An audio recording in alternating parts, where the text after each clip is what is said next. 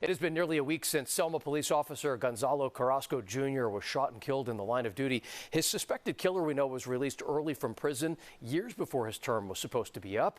Now a state senator has authorized legislation that she vows will bring more transparency to the state's early prisoner release program. Fox 40 contributor Eitan Wallace was at the state capitol today with a closer look at the bill and what would happen if it was signed into law. Well, State Senator Janet Wynn says it all comes down to communication. She wants the state to better explain who California is releasing early from prison and why. Do the crime, do the time. But in California, that phrase is not as simple as it sounds. In 2016, voters passed Prop 57.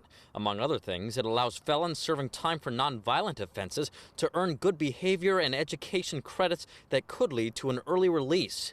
But GOP lawmakers say the state early release system needs reform. It's a completely untransparent, a broken system. That's how Republican State Senator Janet Wynn describes it. She argues the state has not done a good job of communicating who it's releasing early and why, but she believes that could change if her new bill, SB 288, becomes law.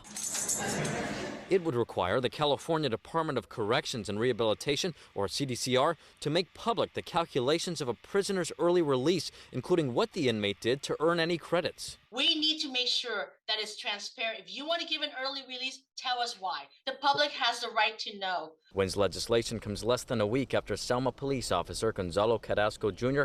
was shot and killed in what's been described as an ambush attack that rocked the small Central Valley community where he served just south of Fresno.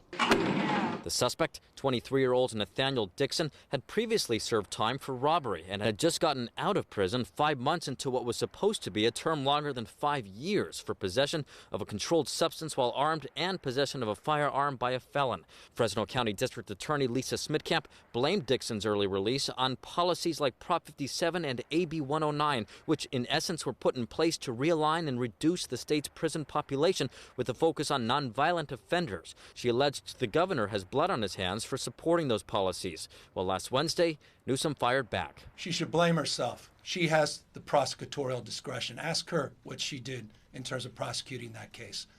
I'm sick and tired of being lectured by her on public safety. In a statement, Newsom said Smitkamp was to blame for reaching a plea deal with Dixon that shortened his sentence and led to him serving time for nonviolent offenses. She disagrees. It's not true. And, I think we all know what this is. This is political grandstanding. While that war of words continues, Wynn hopes her legislation makes it through. Someone needs to stop and say enough is enough. When are we, the victims, going to be protected, not the criminals? And no word from the governor on this specific piece of legislation, but he has long maintained his focus is on gun safety bills he argues will make California safer. Reporting from the state capitol, Eitan Wallace, Fox 40 News.